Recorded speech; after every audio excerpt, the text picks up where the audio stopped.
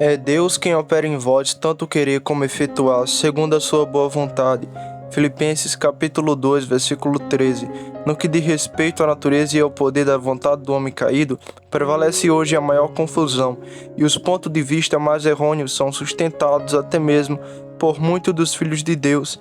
A ideia popular que prevalece agora e que é ensinada pela grande maioria dos púlpitos é o homem que tem um livre-arbítrio e que a salvação chega ao pecador através da sua vontade, cooperando com o Espírito Santo.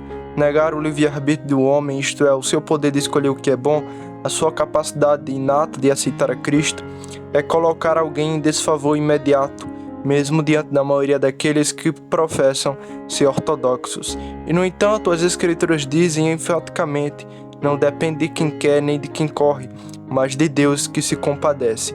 Romanos capítulo 9, versículo 16. Em quem devemos acreditar? Em Deus ou nos pregadores? Mas alguém pode responder: Josué não disse a Israel: escolhe hoje a quem servirás?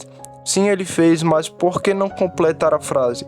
Sejam os deuses a quem serviram vossos pais, que estavam do outro lado do dilúvio, ou dos deuses dos amorreus, em cuja terra habitais. Josué capítulo 24, versículo 15. Mas por que tentar contrapor a Escritura contra a Escritura? A palavra de Deus nunca se contradiz e a palavra declara expressamente: não há ninguém que busque a Deus. Romanos capítulo 3, versículo 11.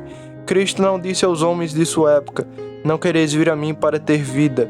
João capítulo 5, versículo 40. Sim, mas alguns vieram até ele e alguns o receberam. Verdade. E quem eram eles? João capítulo 1, versículo 12 ao 13 nos diz: mas a todos quanto receberam, deu-lhes o poder de se tornarem filhos de Deus, aos que creem no seu nome, aos quais não nasceram do sangue nem da vontade de carne, nem da vontade do homem, mas de Deus. Mas as Escrituras não dizem: quem quiser pode vir. Sim, mas isso significa que todos têm vontade de vir, e aqueles que não virão. Quem quiser pode vir, não implica que o homem caído tenha o poder em si mesmo de vir. Assim como estender a tua mão não implica que o homem com o braço atrofiado tenha capacidade de obedecer. Por si mesmo, o homem natural tem poder para rejeitar a Cristo, mas por si mesmo ele não tem o poder de receber a Cristo. E por quê? Porque ele tem uma mente que é inimizade contra ele. Romanos capítulo 8, versículo 7. Porque ele tem um coração que o odeia, conforme João capítulo 15, versículo 18. O homem escolhe aquilo que está de acordo com sua natureza, e portanto, antes de escolher ou preferir aquilo que é divino e espiritual, uma nova natureza deve ser-lhe transmitida. Em outras palavras, ele deve nascer de novo. Caso fosse perguntado: mas o Espírito Santo não supera a inimizade e o ódio de um homem quando ele convence o pecador de seus pecados e de sua necessidade de Cristo? E o Espírito de Deus não produz tal convicção em muitos que perecem? Tal linguagem revela confusão de pensamento.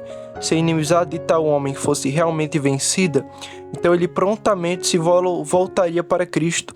O fato de ele não vir ao Salvador demonstra que sua inimizade não foi superada, mas que muitos são, através da pregação da palavra, convencidos pelo Espírito Santo, mas que, no entanto, morrem na incredulidade. É uma solenemente verdade.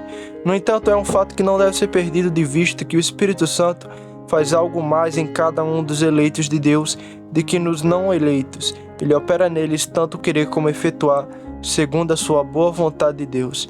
Filipenses capítulo 2, versículo 13.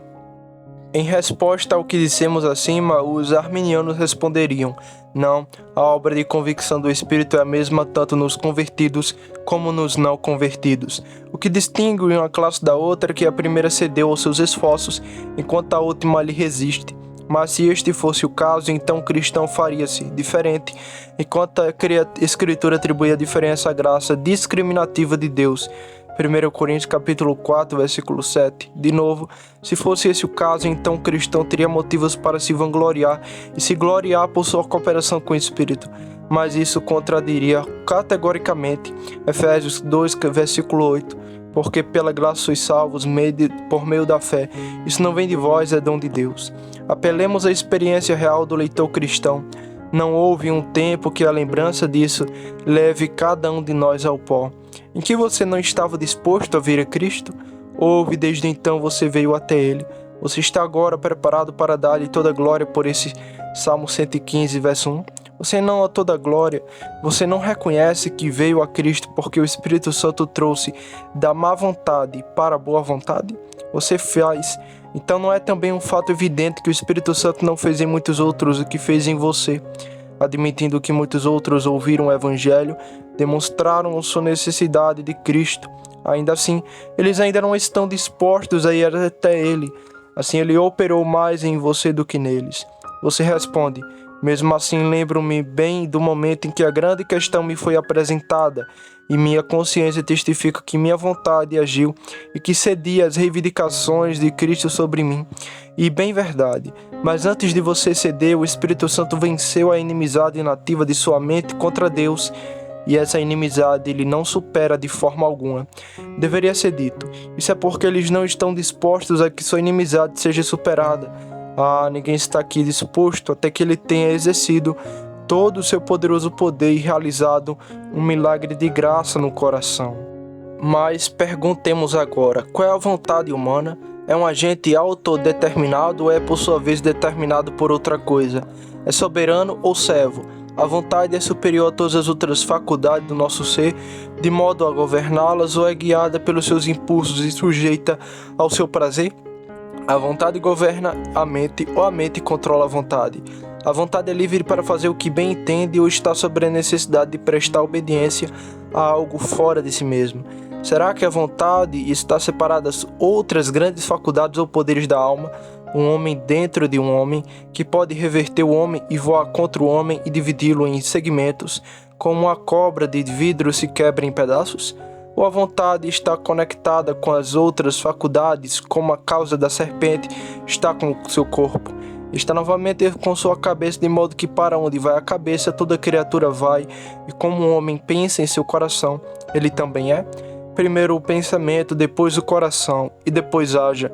É assim o cachorro abana o rabo, ou é a vontade e o rabo que abana o cachorro?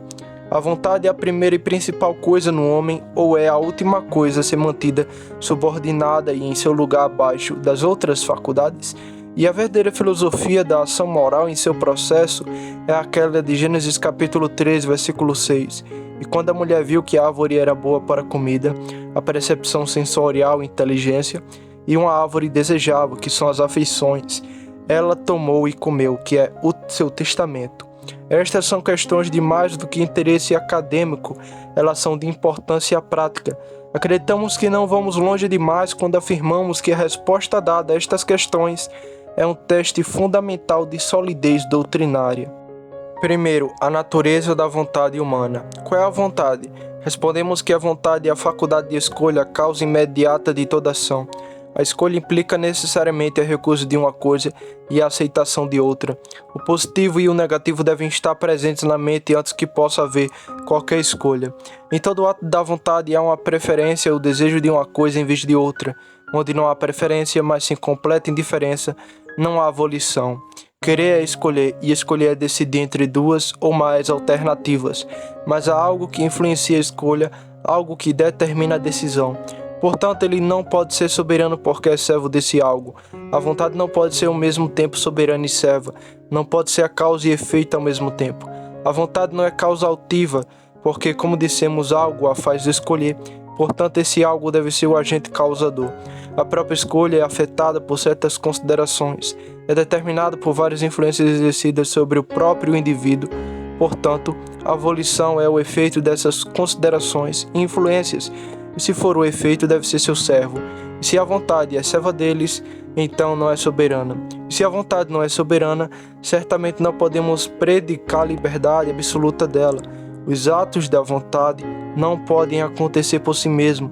Dizer que pode é postular um efeito não causado. Em todas as épocas, porém, houve aqueles que lutaram pela liberdade ou soberania absoluta da vontade humana. Os homens argumentarão que a vontade possui um poder autodeterminante. Dizem, por exemplo, que posso vibrar os olhos para cima ou para baixo. A mente é bastante indiferente ao que faço, a vontade deve decidir. Mas isto é uma contradição em termos. Este caso supõe que eu escolho uma coisa em detrimento de outra, enquanto estou num estado de completa indiferença. Manifestamente, ambos não pode ser verdadeiro, mas pode-se responder que a mente era bastante diferente até que chegou a ter uma preferência. Exatamente naquela época a vontade também estava quieta, mas no momento em que a indiferença desapareceu, a escolha foi feita, e o fato de a indiferença ter dado lugar à preferência derruba o argumento de que a vontade é capaz de escolher entre duas coisas iguais. Como já dissemos, a escolha implica a aceitação de uma alternativa e a rejeição da outra ou de milhares de outras alternativas. O que determina a vontade é o que a faz escolher. Se a vontade for determinada, então deve haver um determinante. O que é que determina a vontade? Nós respondemos a força motriz mais forte que é exercida sobre ele. O que essa força motriz varia em diferentes casos. Com pode ser a lógica da razão, com outro o gelo da consciência, com outro o impulso de emoções, com outro o sussurro do tentador, com outro o poder do Espírito Santo. Qualquer um deles que apresente a força motriz mais forte e exerça a maior influência sobre o próprio indivíduo é aquele que impele a vontade de agir. Em outras palavras, a ação da vontade é determinada por aquela condição da mente, que por sua vez é influenciada pelo mundo, pela carne e pelo diabo, bem como por Deus, que tem um maior grau de tendência a exercitar a volição. Para ilustrar o que acabamos de dizer, podemos analisar um exemplo simples. Numa certa tarde do dia do Senhor, um amigo nosso estava sofrendo de uma forte dor de cabeça. Ele estava ansioso para visitar os enfermos, mas temia que, se o fizesse, sua condição piorasse, e como consequência seria incapaz de assistir à pregação do Evangelho naquela noite. Duas alternativas o confrontavam: visitar os enfermos naquela tarde e arriscar-se a ficar doente, ou descansar naquela tarde e provavelmente levantar-se revigorado e apto para o culto noturno. Agora, o que foi que decidiu nosso amigo escolher entre essas duas alternativas? A vontade? De jeito nenhum. É verdade que no final a vontade fez uma escolha, mas a própria vontade foi movida a fazer a escolha. No caso acima, certas considerações apresentaram fortes motivos para selecionar qualquer uma das alternativas, e esses motivos foram equilibrados uns contra os outros pelo próprio indivíduo, isto é, pelo seu coração e pela sua mente. Sendo uma alternativa apoiada por motivos mais fortes do que a outra, a decisão foi formada em conformidade e então a vontade agiu.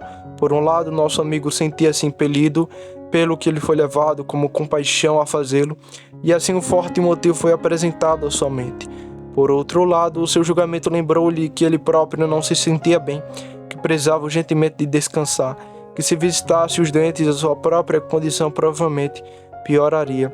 E nesse caso ele seria impedido de comparecer à pregação do Evangelho naquela noite. Além disso, ele sabia que no dia seguinte, se o Senhor quisesse, poderia visitar os enfermos, e sendo assim concluiu que deveria descansar naquela tarde. Que estavam então dois conjuntos de alternativas apresentados ao nosso irmão cristão.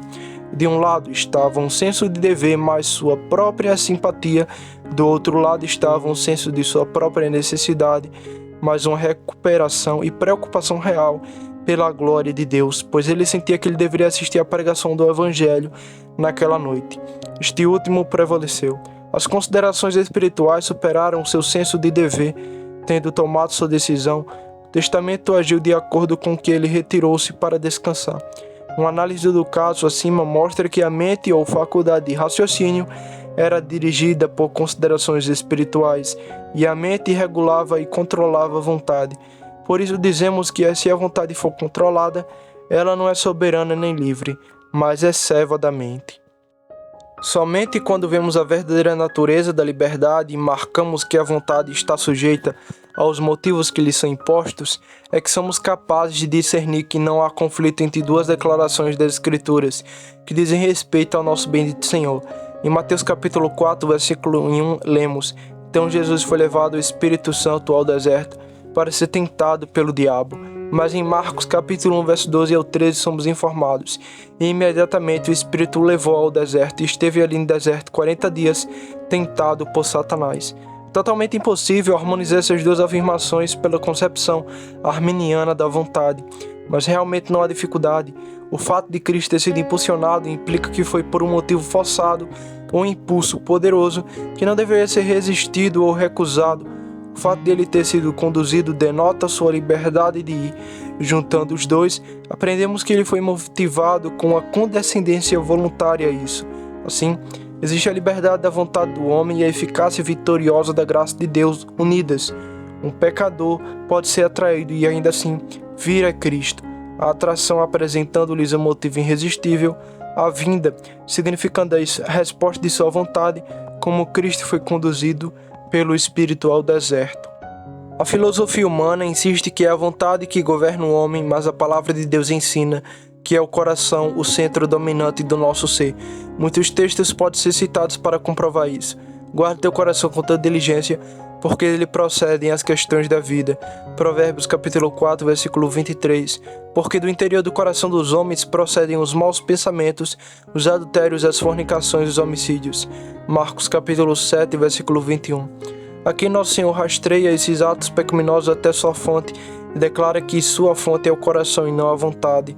De novo, este povo se aproxima de mim com o lábio, mas seu coração está longe de mim.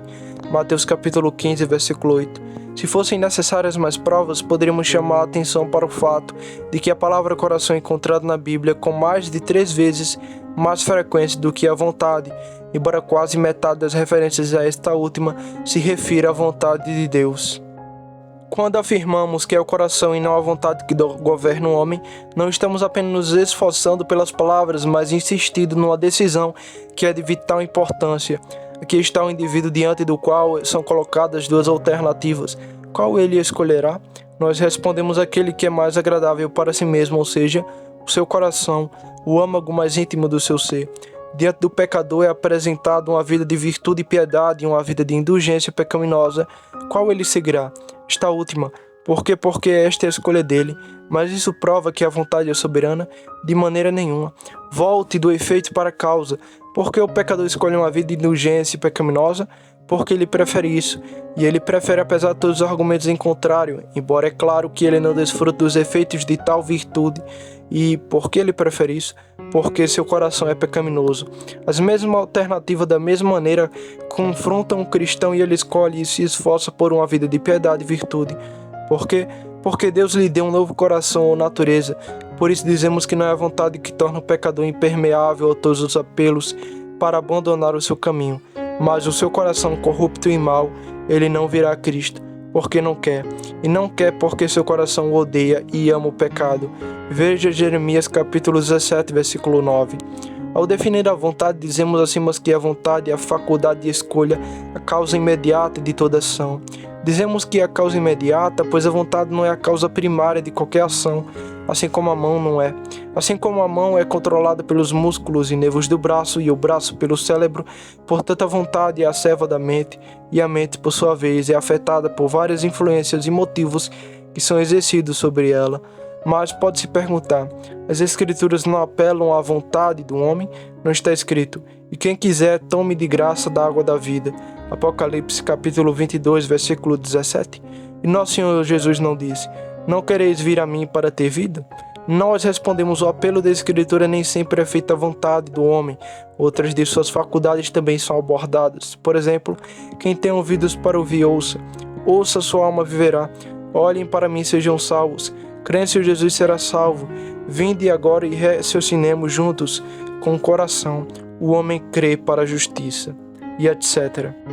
Segundo ponto, a escravidão da vontade humana. Em qualquer tratado que se proponha a lidar com a vontade humana, sua natureza e funções deve se respeitar a vontade de 3 homens diferentes, a saber, o não caído Adão, o pecador e o Senhor Jesus Cristo. No Adão não caído, a vontade era livre em ambas as direções, livre para o bem e livre para o mal. Adão foi criado no estado de inocência, mas não no estado de santidade, como tantas vezes é assumido e afirmado. A vontade de Adão estava, portanto, numa condição de equilíbrio moral, isto é, em Adão não havia nenhuma tendência restritiva nele para o bem ou para o mal, e como tal, Adão diferia radicalmente de todos seus descendentes, bem como do homem. Cristo Jesus, mas como pecador é bem diferente. O pecador nasce com uma vontade que não está em condições de equilíbrio moral, porque nele existe um coração que é enganoso mais do que todas as coisas e desesperadamente perverso. Isso lhe dá uma inclinação para o mal. Assim também com o Senhor Jesus foi muito diferente. Ele também diferia radicalmente do Adão não caído. O Senhor Jesus Cristo não podia pecar porque ele era o Santo de Deus, Antes dele nascer neste mundo, foi dita a Maria: descerá sobre ti o Espírito Santo, e o poder do Altíssimo te cobrirá com sua sombra. Por isso também o santo que de ti há de nascer será chamado Filho de Deus. Lucas capítulo 1, versículo 35. Falando então com reverência, dizemos que a vontade do Filho do Homem não estava numa condição de equilíbrio moral, isto é capaz de se voltar para o bem ou para o mal. A vontade do Senhor Jesus está voltada para o que é bom, porque lado a lado com sua humanidade sem pecado, santa e perfeita, estava sua divindade eterna. Agora, em contraste com a vontade do Senhor Jesus, que era tendenciosa para o bem, e a vontade de Adão, que antes de sua queda estava em uma condição de equilíbrio moral, capaz de se voltar para o bem ou para o mal, a vontade do pecador é tendenciosa para o mal e, portanto, é livre apenas numa direção, normalmente na direção do mal. A vontade do pecador é escravizada porque está escravizada e é serva de um coração depravado. Em que consiste a liberdade do pecador? Esta questão é naturalmente sugerida pelo que acabamos de dizer acima. O pecador é livre. No sentido de não ser forçado de fora, Deus nunca força o pecador a pecar. Mas o pecador não é livre para fazer o bem ou o mal, porque um coração mau interiormente o inclina para o pecado. Vamos ilustrar o que temos em mente. Tenho na mão um livro, eu libero, o que acontece? Cai em que direção? Para baixo? Por quê? Porque, respondendo à lei da gravidade, seu próprio peso o afunda. Suponha que eu deseje que esse livro ocupe uma posição 1 metro mais acima. Então que? Devo levantá-lo um poder fora desse livro, deve elevá-lo. Tal é o relacionamento do poder divino com Deus. Embora o poder divino sustente, ele é preservado de mergulhar ainda mais fundo no pecado. Deixe esse poder ser retirado e ele cairá. Seu próprio peso, que é o pecado, o arrastará para baixo. Deus não empurra para baixo, assim como eu não fiz naquele livro. Que toda restrição divina seja removida, e todo homem será capaz de se tornar, e se tornaria um Caim, um Faraó, um Judas. Como então o pecador poderá mover-se em direção ao céu? Porque um ato de sua própria vontade? Não tão. Um poder fora dele teve agarrá-lo e elevá-lo a cada centímetro do caminho. O pecador é livre, mas livre apenas numa direção. Livre para cair, livre para pecar. Como a palavra expressa, porque quando erreis servos do pecado, eras livre da justiça. Romanos capítulo 6, versículo 20. O pecador é livre para fazer o que quiser, sempre como quiser, exceto quando for restringido por Deus, mas seu prazer é pecar. No parágrafo inicial deste capítulo, insistimos que uma concepção adequada da natureza e função da vontade é de importância prática, ou melhor, que constitui um teste fundamental de ortodoxia teológica ou solidez doutrinária. Desejamos ampliar esta afirmação e tentar demonstrar sua exatidão. A liberdade e a escravidão da vontade foi a linha divisória entre o agostinianismo e o pelagianismo, e em tempos mais recentes entre o calvinismo e o arminianismo. Reduzido a termos simples, isso significa que a diferença envolvida era a afirmação ou negação da depravação total do homem. Ao tomar a afirmativa, consideraremos agora, em terceiro ponto, a importância da vontade humana. Está dentro da vontade do príncipe do homem aceitar ou rejeitar o Senhor Jesus Cristo como Salvador?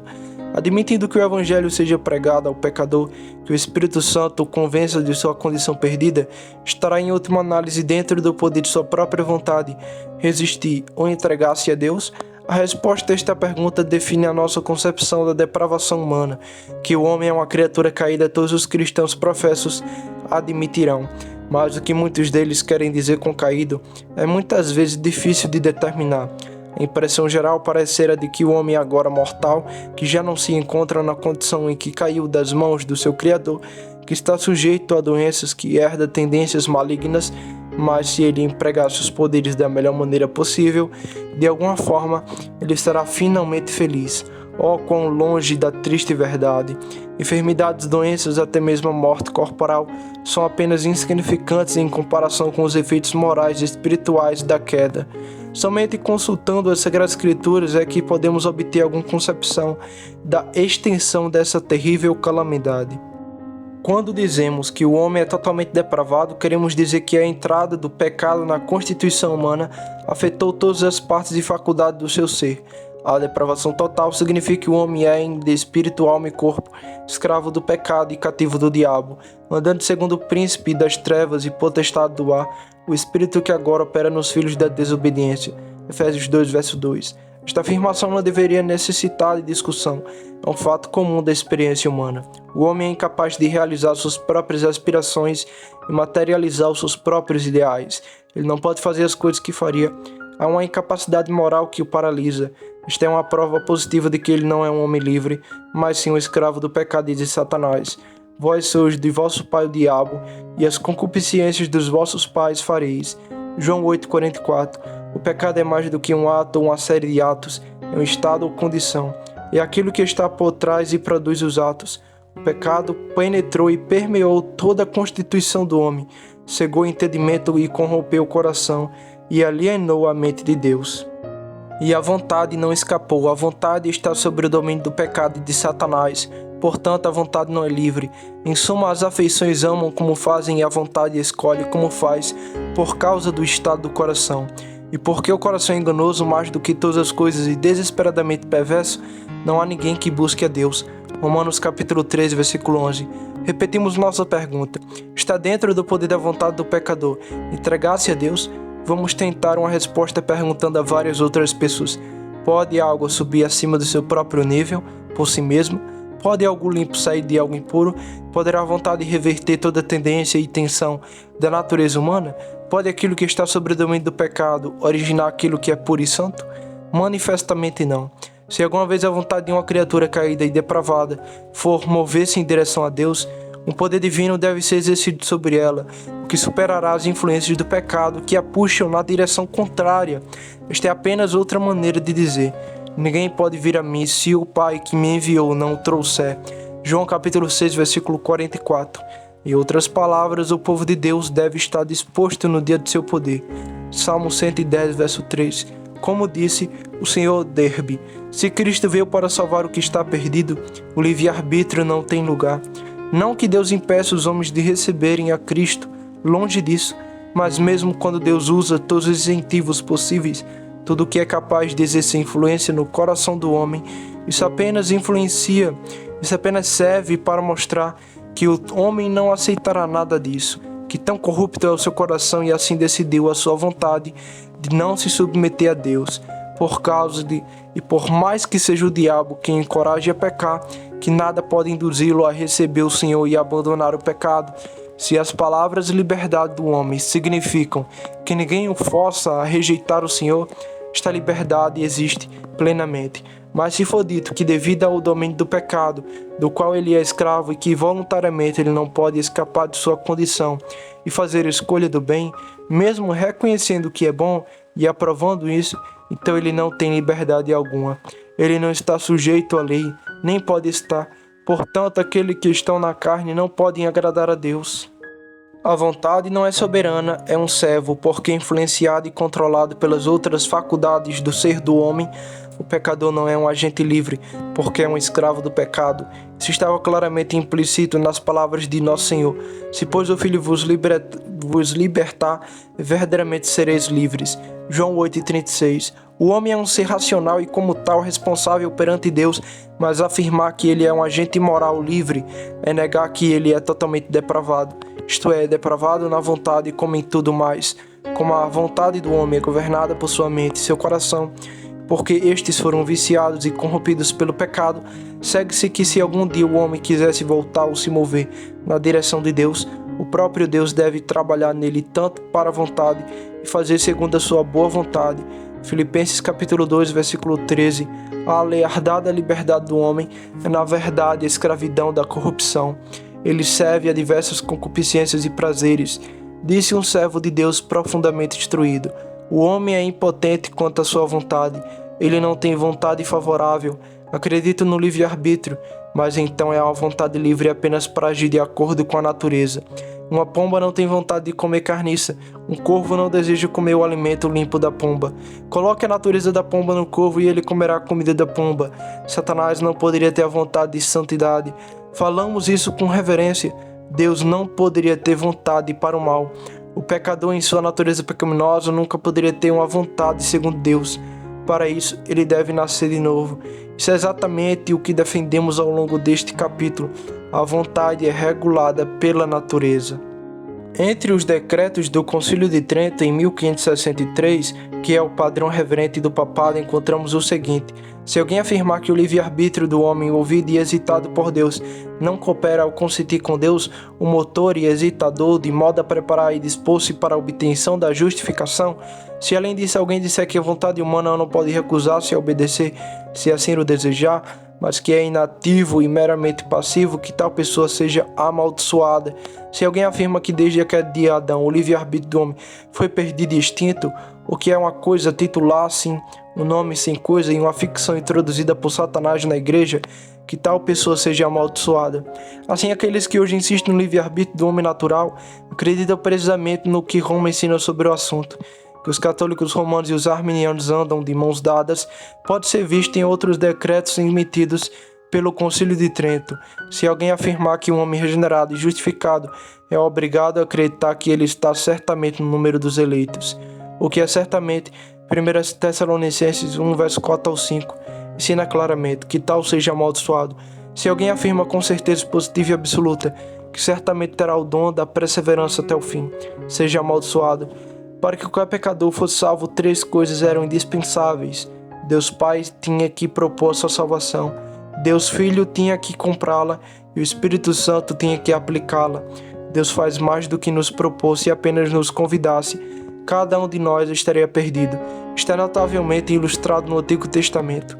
Em Esdras capítulo 1, verso 1 ao 3, lemos: no primeiro ano de Ciro, rei da Pérsia, para que cumprisse a palavra do Senhor proferida pela boca de Jeremias, o Senhor despertou o espírito de Ciro, rei da Pérsia, para que ele fez uma proclamação por todo o seu reino e também a colocou por escrito, dizendo: assim diz Ciro, rei da Pérsia: o Senhor Deus do céu me deu todos os reinos da terra, e ele me encarregou de construir para ele uma casa em Jerusalém, que fica em Judá. Que há entre vocês de todo o seu povo, o seu Deus seja com ele, e suba a Jerusalém que está em Judá, edifique a casa do Senhor Deus em Israel. Aqui foi feita uma oferta, feita a um povo em cativeiro, proporcionando-lhes a oportunidade de partir e retornar a Jerusalém, a morada de Deus. Será que todo Israel respondeu ansiosamente a esta oferta? Na verdade, não. A grande maioria contentou-se em permanecer na terra do inimigo. Apenas um resto insignificante aproveitou esta abertura de misericórdia. E por que eles fizeram isso? Ouça a resposta das Escrituras. Então se levantaram os chefes da casa paterna de Judá e de Benjamim, e os sacerdotes e os levitas, com todo cujo espírito Deus havia despertado, para subirem a edificar a casa do Senhor que está em Jerusalém. Esdras 1, verso 5. Da mesma maneira, Deus desperta os espíritos de seus eleitos quando o chamado eficaz chega a eles. Só então eles têm qualquer disposição para responder à proclamação divina. O trabalho superficial de muitos dos evangelistas profissionais dos últimos 500 anos é em grande parte responsável pelos pontos de vista errôneos agora correntes sobre a escravidão do homem natural, encorajados pela preguiça daqueles que estão nos bancos da igreja no seu fracasso em provar todas as coisas. 1 Tessalonicenses 5:21. O púlpito evangélico comum transmite a impressão de que está inteiramente no poder do pecador, se ele será salvo ou não. Dizem que Deus faz sua parte, agora o homem deve fazer a sua. Infelizmente, o que um homem sem vida pode fazer, e o homem por natureza está morto em delitos e pecados. Efésios 2, verso 1. Se isto fosse realmente acreditado, haveria mais dependência do Espírito Santo para entrar com o seu poder de operar milagres e menos confiança nas nossas tentativas de ganhar homens para Cristo. Ao se dirigirem aos não salvos, os pregadores muitas vezes fazem uma analogia entre o envio do Evangelho por Deus ao pecador e o homem doente na cama. Com algum remédio curativo sobre uma mesa ao seu lado, tudo o que ele precisa fazer é estender a mão e tomá-lo. Mas para que esta ilustração seja de alguma forma fiel à imagem que as Escrituras nos dão do pecador caído e depravado, o homem doente na cama deve ser descrito como alguém que é cego. Efésios 4, verso 18. Para que ele não possa ver o remédio, sua mão paralisou. Romanos 5, verso 6.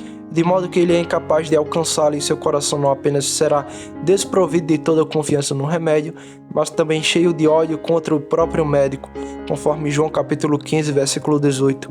Oh, que visões superficiais de situação despreparada do homem são agora alimentadas. Cristo veio aqui não para ajudar aqueles que estavam dispostos a ajudar a si mesmo, mas para fazer pelo seu povo o que eles eram incapazes de fazer por si mesmo, para abrir os olhos dos cegos, para tirar da prisão os presos e os que estão sentados na prisão, na escuridão da prisão. Isaías 42, verso 7. Agora, para concluir, vamos antecipar e descartar a objeção usual e inevitável. Por que pregar o evangelho se o homem não é potente para responder? Por que convidar o pecador a vir a Cristo se o pecador escravizou de tal forma que ele não tem poder em si mesmo para vir?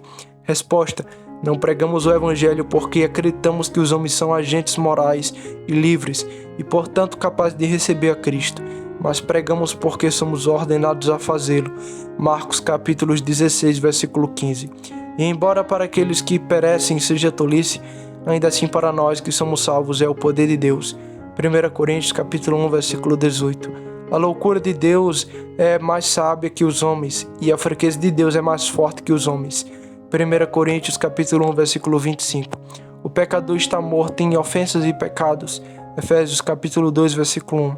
E o homem morto é totalmente incapaz de desejar qualquer coisa, portanto é que aqueles que estão na carne não podem agradar a Deus. Romanos 8:8.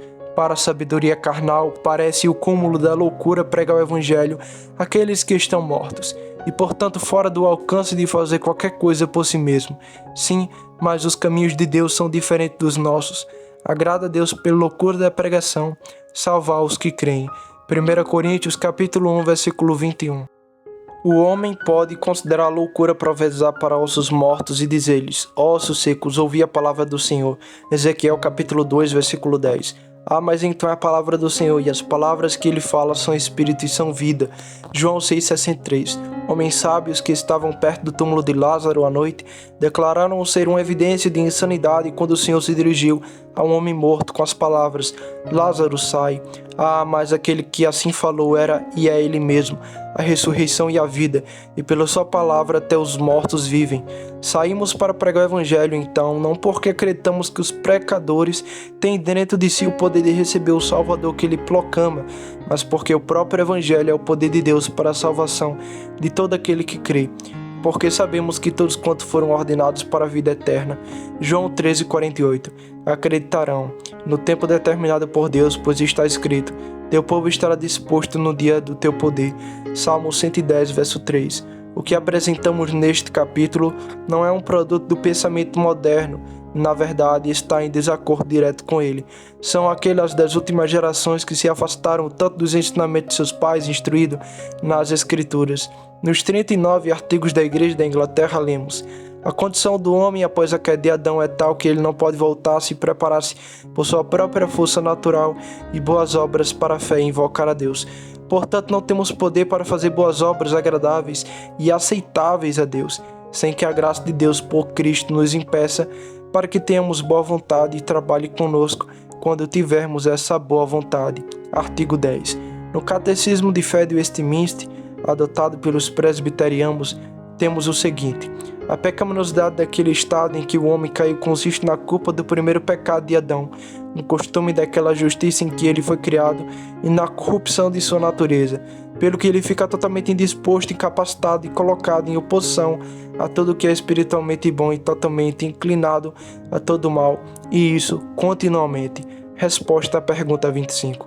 Assim, na Confissão de Fé de Batista de Filadélfia, lemos de 1742, tem o seguinte: o homem, ao cair no estado de pecado, perdeu completamente toda a capacidade de vontade para qualquer bem espiritual que acompanhe a salvação. Assim como um homem natural, sendo totalmente avesso ao bem e morto no pecado, não é capaz por sua própria força de se converter ou de se preparar para isso. Capítulo 9.